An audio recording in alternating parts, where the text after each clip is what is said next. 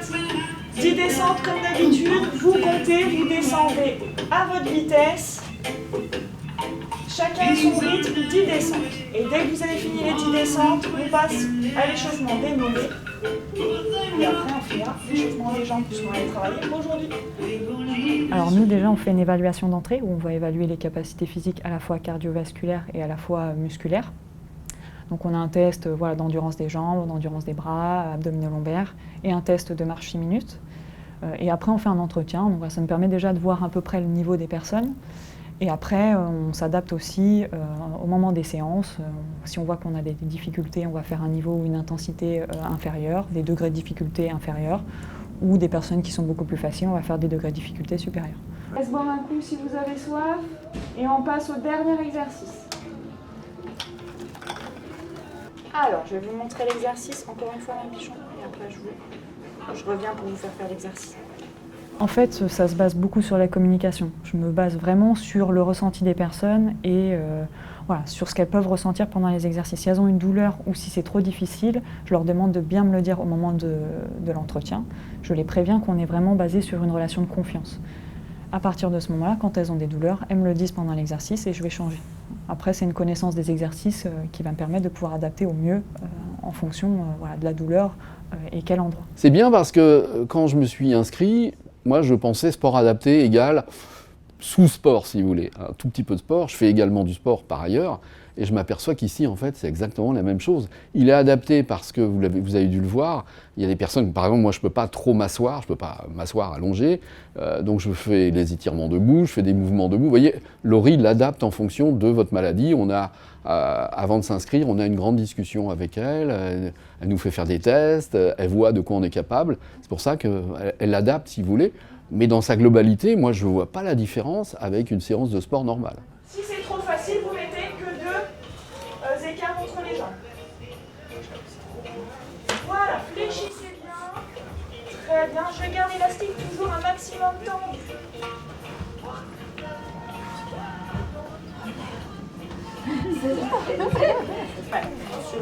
Sur le deuxième, on va en mettre.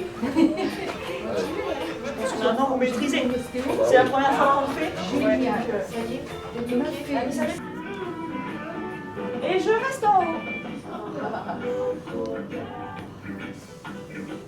Et petit battement.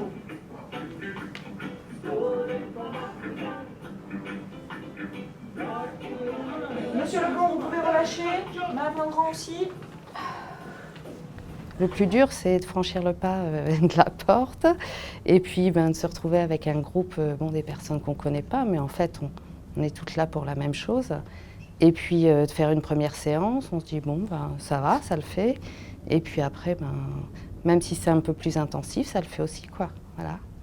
Ouais. Puis notre coach est très bien. Et elle nous connaît très bien. Franchement, elle connaît nos limites et nos capacités. Donc, ça nous aide beaucoup aussi. Le programme s'adapte en fait au fur et à mesure, en fait, parce qu'on a des personnes qui arrivent dans le programme et d'autres qui sont déjà dans le programme depuis un mois. Donc c'est d'où l'intérêt de l'adaptation en fonction des personnes et de l'individualisation des exercices.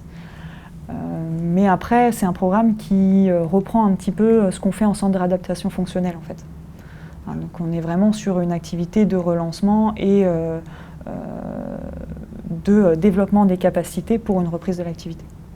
Il faut faire aussi un effort, il ne faut pas trop s'écouter, se dire j'ai mal, j'arrête. Non. On est là, déjà on ne nous demande pas de faire une compétition, on nous demande de faire ce qu'on peut avec nos moyens et voilà, quoi, ça fait du bien. Et on est reparti, première jambe.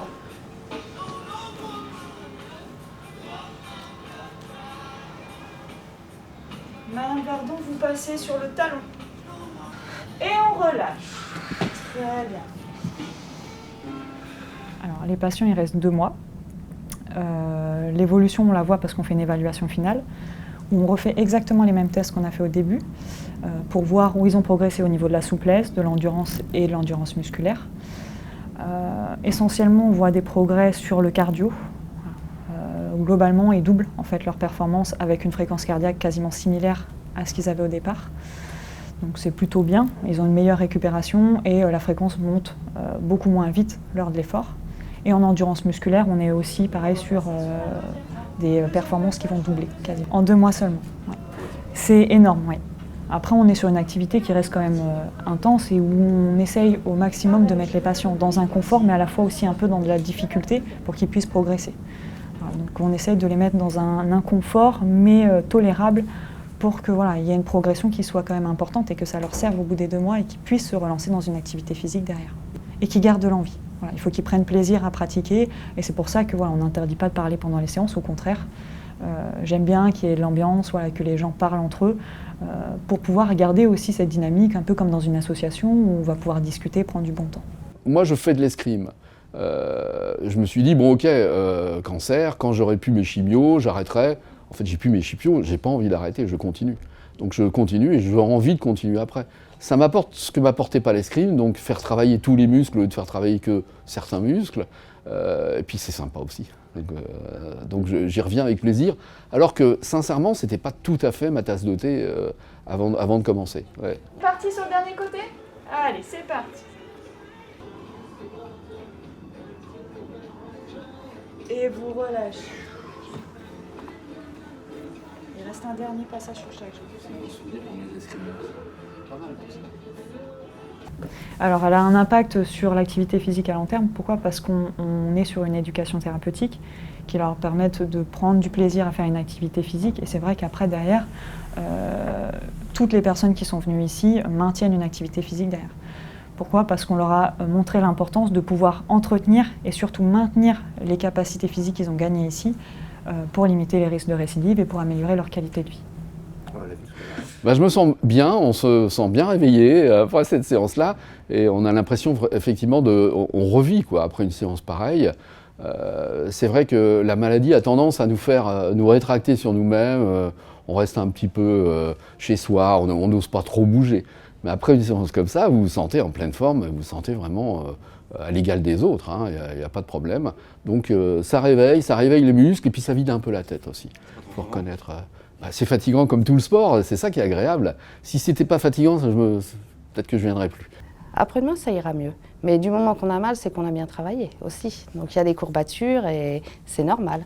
Mais c'est rien, c'est des courbatures qui sont là pour...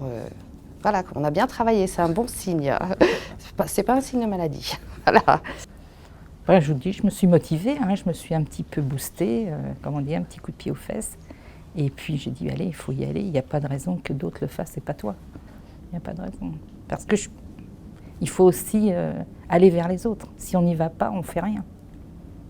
De toute façon, il va falloir que je continue, parce que ça, il n'y a pas le choix pour éviter une récidive et voilà, plein d'autres problèmes. Mais oui, il faut que j'aille m'inscrire dans une salle. Et ça, il faut que j'arrive à franchir le pas.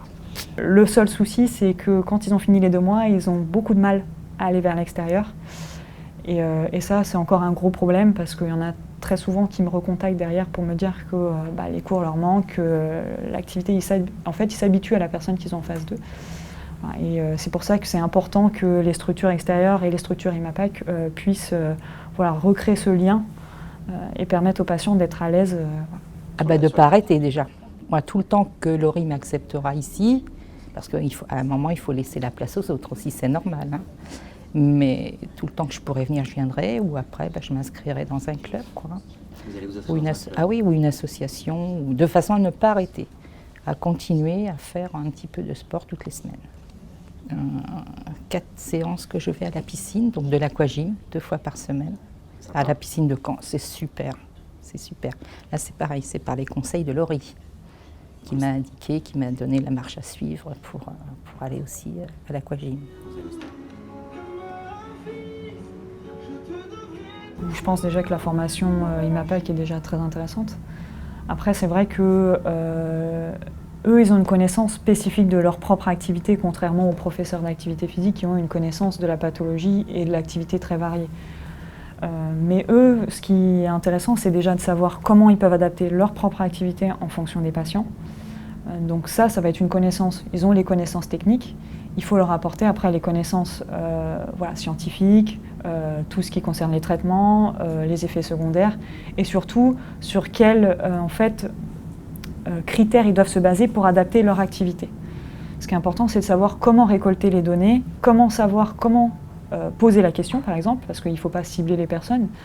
Quand ils ont un cours tout public, l'intérêt, c'est vraiment de leur demander discrètement, en posant la question à tout le monde. C'est comment récolter les données et comment après adapter leur séance et avec leur technique, leur activité.